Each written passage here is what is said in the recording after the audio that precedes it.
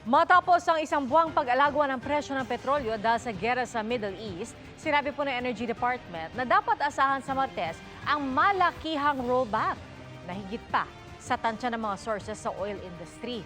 Pero para po sa mga transport group, kulang pa yan. Mula sa Quezon City, nakatutukla si Katrina Son. Katrina? Pia, malaking rollback ang maaring asahan sa mga produktong petrolyo ngayong linggo. Ayon yan sa Department of Energy. Sa kwenta ng Department of Energy, batay sa 5 araw na trading sa world market at foreign exchange, ang dapat na rollback sa Martes, halos 21 pesos per liter sa diesel, halos 5 pesos sa gasoline, at 8 pesos and 50 centavos sa kerosene. Taliwas ito sa projection ng oil industry sources na halos 9 to 11 pesos sa diesel at 1 peso and 50 centavos sa gasolina. Bago pumutok ang giyera sa Middle East, naglalaro sa 48 to 65 pesos ang kada litro ng diesel at 49 to 70 pesos ang gasolina, batay sa datos ng GMA News Research. Kaya para sa mga transport group, kulang pa ang rollback. Malaki pa rin yung nawawalang kita ng ating mga driver. Kaya mas yung panawagan niya namin ay dapat ang rollback ay ibalik sa 55 pesos per liter na kung saan ito yung presyo ng January at ng February. Yan ay malaking bagay na rin para sa halaga ng presyo sa ngayon. Pero kung susumahin, kulang pa rin yan. Sapagkat masyadong malaking itinaas, bababa ang rollback.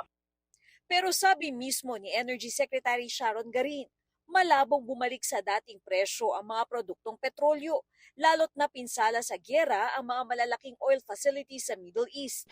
It will take a long time and kahit bababa man, hindi ganun kabilis at hindi ko ma-predict kung ano yung pinaka-lowest na abutan natin. Baka hindi na tayo aabot tulad ng dati na 60 pesos per liter yung diesel. Wala tayong choice kundi lumaban para sa buhay natin. Nakakalungkot naman.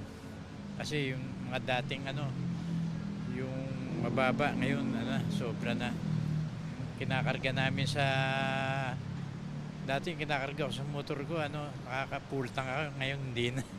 Wala naman pong choice kasi di man pwedeng di gamitin yung sasakyan. Sa ngayon, nasa mahigit 45 to 50 days ang stockpile ng bansa kasunod ng pagdating ng karagdagang supply mula Malaysia kahapon na 329,000 barrels o 52,311,000 liters ng diesel na binili ng pamahalaan para makapag-imbak ng supply habang hindi pa tapos ang giyera sa Middle East. Kasunod ito ng 142,000 barrels o mahigit 22 million liters mula sa Japan nitong Marso. Mga na siguro tayo, mga 45 to 50 kasi ngayon kasi sila magre-report kaya kailangan naman i-update. So siguro yan, mga mahigit sa 45 days to 50 days yung sa diesel.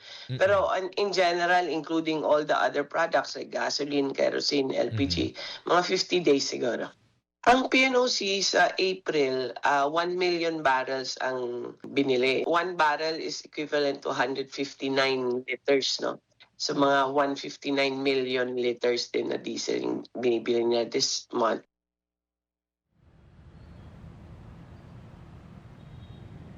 Pia, nakausap naman natin yung ibang mga driver dito kanina na nagpapagas at para sa kanila hindi na raw muna sila magpapa-full tank ngayon, aantayin na raw muna nila yung rollback sa susunod nga yan na linggo nang sa gayon ay kahit papaano makatipid-tipid daw sila. Pia? Maraming salamat, Katrina Son. Bigo magkasundo ang Amerika at Iran sa isinagawang ceasefire talks sa Pakistan na umabot ng mahigit 20 oras. Ang kay US Vice President J.D. Vance, hindi tinanggap ng Iran ang mga hiling ng Amerika, kabilang ang paghinto ng Iran na gumawa ng mga nuclear weapon, bagay na tinawag naman ng Iran na excessive. Ayon sa tagapagsalita ng Iranian Foreign Ministry, nangyari ang negosasyon sa gitna ng anilay atmosphere of mistrust. Sa ngayon, may mga demando hinihingi ang Iran at kabilang dito ang pagkontrol nila sa Strait of Hormuz kung saan nais nila na mangolekta ng mga transit fees, bayad sa matinding pagkasira dahil sa gera at ceasefire sa rehiyon pati na sa Lebanon. Naunang nagbabala ang isang international foreign security analyst na kung sakaling mabigo ang negosasyon ng Iran at Amerika ay posibleng lumala ang gulo sa Middle East. Kumbaga kumbaga mag-break up yung negotiations, tataas na naman ang presyo ng langis. Pag nag-breakdown yung negotiation, mag-expect tayo na magkakaroon ng simula ulit ng kumbaga ng gera. At sa mangyayaring gera, kung again, ang kinakatakot ko, magkakaroon ng escalation. Tatlong nasawi na magkasunog sa isang residential commercial establishment sa Quezon City. 2 sa mga biktima, menor de edad. Inaalam pa kung may kinalaman sa sunog ang nangyari raw na away sa lugar. Nakatutok si Bam Alegre, exclusive. Ganito kalakas ang sunog na nangyari bago mag-alas 4 ng madaling araw. Sa barangay Pasong Tamo, Quezon City. Hanggang unang alarma ang sunog. Wala pang isang oras na apula na ng mga bombero. Pero trahedya ang sumalubong pagkatapos. 3 kumpirmadong nasawi dahil sa sunog ayon sa mga otoridad. Casualties natin, 3 po. Isa pong suffocate ng na-pin down siya ron sa iskinita maliit. Bali, hindi naman siya burn na totally. Suffocation yung nangyari sa kanya. Yung dalawa, yun yung natin na burn talaga. Nakuha sa lababo, tsaka yung isa sa gilid ng lababo. Labas niyo muna. Napasigaw at napahagulgol ang mga kamag-anak ng mga nakitang bangkay. Ayon sa mga kaanak na tumanggi magpaunlak ng panayam, kabilang sa mga namatay ang 2 bata edad 10 at 11 at isang empleyado sa kanilang negosyo. Sabi ng isang kaanak na nakausap ng GMA News na tumangging humarap sa kamera, nag-away umano ang empleyado at ama ng mga biktima bago nangyari ang insidente. Hindi pa malinaw kung may kinalaman ito sa sunog. Nagsisigawan sila dyan sa baba. Nung bababaan ko na sila, bigla na lang umapoy dun sa pintuan namin. Tapos tumalong kami dun sa bintana namin. Dala ko yung mga anak ko. Dating 2 palapag ang istrukturang ito sa ating likuran na nasunog. Itinuturing ito ng BFP na isang residential commercial property dahil sa ground floor nito ay may mga LPG tank na ibinebenta. Maingat na tinipon ng mga bumbero ang mga LPG tank na naapektuhan ng sunog. Iniimbestigahan pa ng Bureau of Fire Protection ang sanhi ng apoy at halaga ng pinsala. Sa kanilang initial assessment, 3 istruktura ang apektado. Opo, mabilis naman naapula yung apoy. Kasi ano yung naging mga difficulty kanina? Yung mga double parking, tapos minsan yung mga tao, yung mga overcrowd ng tao. Bam Alegre, nakatutok, 24 oras.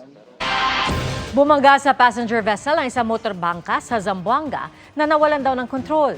Sa Camarines Sur naman, 11 pasahero ang sugatan na mahulog sa bangin ang sinakyan nilang bus. Nakatutok si Von Aquino. Sa Dumaguete City, sumabit sa kable ng telepono ang 40-foot container van na sakay ng isang truck. Walang tinamaan ng mahulog ang container van sa National Highway pero nagdulot ng mabigat na trapiko ang insidente. Galing Pantalan ng truck at papunta na sana sa bodega. Nahulog naman sa bangin ng isang bus sa may bahagi ng Maharlika Highway sa barangay Impig, Sipocot sa Camarines Sur. Ayon sa driver ng bus, hindi kumagat ang preno habang nasa pababang bahagi ng highway. Kaya idiniretso ng driver ang bus sa gilid ng highway dahilan para mahulog ito.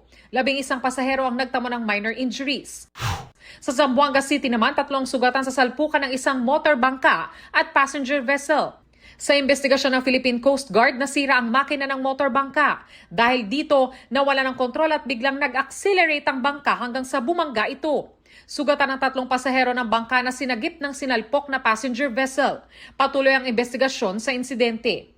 Von Aquino, nakatutok, 24 oras.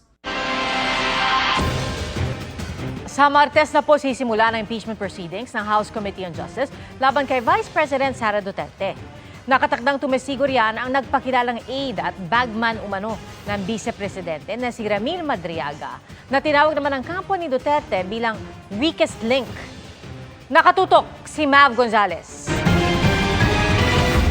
Weakest link ang turing ng kampo ni Vice President Sara Duterte kay Ramil Madriaga, ang nagpakilalang aide at bagman ng bise na nakatakdang tumestigo sa Martes sa impeachment hearing ng House Justice Committee. Marami siyang mga allegations doon na walang petsa, walang eksaktong petsa, walang mga pangalan ng mga taong pinag-deliveran niya, di umano, mga date, mga oras, ganyan. Walang specific details kaya hindi ma-verify or sadyang hindi ma-verify kasi masyadong broad. It's possible na lumakas pa lalo yung yung kaso ni VP Sara sa kanya.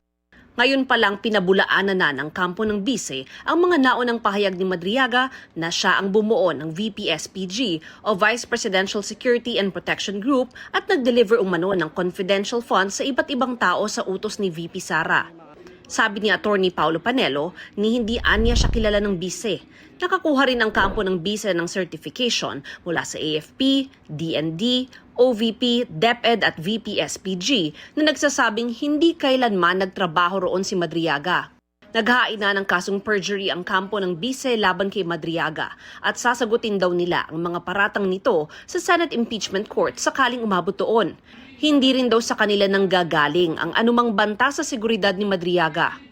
Nang tanungin kung sino ang tingin nilang handlers ni Madriaga, sabi ni Panelo, may mga suspecha sila, kabilang ang mga kalaban sa politika ng bise. Tingin nila, kasama rito si dating Senador Antonio Trillanes IV. Masyado namang coincidental and incredible for a person to have personal knowledge on all of those allegations that were previously peddled by Senator Trillanes. So we feel that he's involved in this in some way, but as far as direct evidence, wala pa. Wala pang tugon dito si Trillanes. Dagdag ng kampo ng bise, questionable ang timing ng pagsasalita ni Madriaga ukol sa confidential funds dahil lumabas siya nang patapos na ang 1-year bar sa impeachment.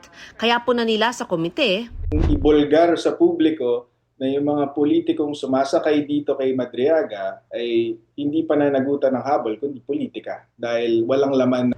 Sabi ng isa sa mga miyembro ng komite na si Akbayan Party List Representative Shell Jokno, maingat sila sa pagtalakay sa impeachment ni VP Sara. Ingat na ingat si Chair Jinky Luistro, ingat na ingat ang buong komite sa pagkaproseso ng impeachment complaints. We are fully aware na kailangan by the book ang pag-process ng impeachment complaint. At yung isang very telling na fact ay hanggang ngayon, wala pa rin na isyong TRO ang Korte Suprema. Dagdag niya, sa pagdinig sa Martes nila gagawin ang vetting process kay Madriaga. Kung halimbawa, humarap siya at lumabas na wala naman palang laman, wala naman palang siyang alam, puro haka-haka lang o yung tinatawag na hearsay, o di ma-assess namin ngayon ang kaso. At kung sa ganon ay masasabi namin, hindi dapat matuluyan. But on the other hand, kung lumabas na totoo yung mga sinasabi niya sa kanyang affidavit at talagang siya yung sinasabi ngang bagman, naku, malaking bagay yun. Imbitado rin sa pagdinig ng Kamara si VP Sara. Bukas na bukas ang pinto para kay Vice President Sara Duterte na dumalo sa hearing sa Tuesday at sa mga susunod pa na mga hearing. Kahapon nasa tawi-tawi ang bise.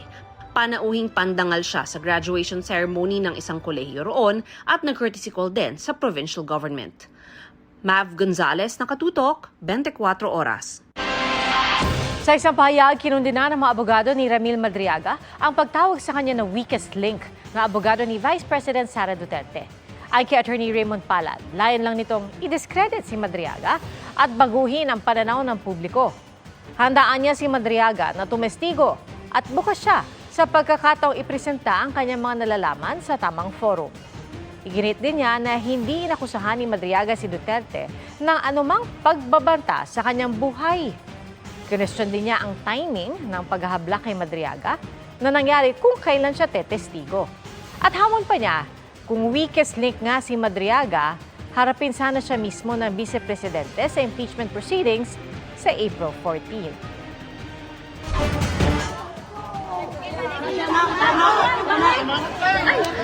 Nagkatensyon sa labas ng isang pamilihan sa Iloilo City nang paalisin ng mga ambulant vendor at kumpiskahin ng mga paninda nila. Ang reklamo ng isang tindero, sinampal umano siya ng isang enforcer at kinuha ang kanyang bag na may pera. Itinanggi ito ng Iloilo City Local Economic Enterprise Office, sabay kundi na saan nila pananakit sa kanilang tauhan sa isa pang operasyon. Git po nila may itinakdang market day kung kailan pinapayagan ang mga ambulant vendors sa lugar. At ayon sa Iloilo City Police, ipinatutupad nila ang maximum tolerance sa mga operasyon. Nasa 50 bahay sa Mandaue City sa Cebu ang natupok kanina madaling araw. Ayon sa BFP, mabilis kumalat ang apoy sa mga bahay na dikit-dikit at gawa sa mga light materials. At dahil masikip sa lugar, umabot ito sa ikalawang alarma bago tuluyang maapula. Nasa 200 individual ang nawalan ng tirahan at halos walang naisalbang gamit. Patuloy ang investigasyon at sa parehong lungsod, nagliyab ang isang kotse matapos sumalpok sa sinusundang truck. Bahagyaring napinsala ang truck at ligtas naman ang mga driver. Patuloy ang pagsisiyasat. Samantalang sa Obando, Bulacan, nagbayanihan ang mga residente sa pag-apula ng sunog sa isang bahay noong Biyernes. Ang iba sa ilog na kumuha ng tubig na ibinuhos sa apoy na tumagal ng 15 minuto. Walang nasaktan at ayon sa BFP, ang sunog ay dahil sa kawan ng kuryente na nadikit sa bubong at nagliyab dahil sa init. Sa magkakahiwalay na lugar sa bansa, pare-parehong nasilayan ang kakaibang liwanag sa kalangitan. Nahula ng ilang netizen, baka rocket ng China. Nakatutok si Katrina Son. What the? Ano ang nasa dako pa roon? Tanong yan ng ilang nakakita sa kakaibang liwanag sa kalangitan kagabi. Gaya nitong kuha ng isang netizen sa Camarines Sur. Nagulat din ang ilang nakakita nito sa Magsinggal, Ilocos Sur. Ayon sa uploader ng video, kulay kahel ito at mabilis ang lipad. Naglaho rin daw ito matapos ang 30 segundo. Tanaw rin ang ilaw sa Burgos, Ilocos Norte. Calayan, Cagayan, pati sa Mulanay, Quezon. Hanggang sa Palawan, ang mga sighting na ito nangyari pasado alas 7 kagabi. Rocket din Hula ng ilang netizen, baka rocket ito ng China. Batay sa ulat ng Chinese media, nag-launch ang China ng isang carrier rocket mula sa dagat sa Yangjiang, Guangdong Province. Sinusubukan ng GMA News na kunin ang pahayag ng Philippine Space Agency o PhilSA at iba pang ahensya tungkol dito. Katrina Son, nakatutok, 24 oras. Humakot pa ng awards at medals ang ilang estudyanteng nagtapos sa junior high school. At sa daming araw, hindi na nagkasya sa liig ang mga hinakot na medalya. Yan ang pampag-good vibes ni Aquina Imperial. Hindi lang isa, 2 o 10 ang medalyang natanggap ni Michael Camilo sa Limbaga sa kanilang recognition ceremony, kundi 41 na mula raw sa mga sinalihan niyang local at international competition. Laking gulat daw ng mga magulang ni Michael na ganun karami ang medals at awards ng kanilang anak. Ang una raw kasing sinabi ng anak, 5 lang ang kanyang awards. Sa Taguig, abay tila naging bonding moment ng magkaibigang grade 10 completers na sina Justin John Ordiz at Kalel Elijah Lontok ang magparamihan ng medalya. Si Justin ay may 49 medals na produkto ng mga tagumpay sa iba't ibang patimpalak, kabilang na ang robotics competition. Aniya, bata pa lamang daw siya ay hilig na niyang magbuo ng mga laruan. At para sa kanya, gusto niyang binibigyan ng challenge ang sarili niya. Pero sagot ni Kalel Elijah, panis yan sa kanyang tumataginting na medal haul na 82. Bunga ang mga yan ng academic achievements at mga sinalihang national at international competition. Athena Imperial, nakatutok, 24 oras.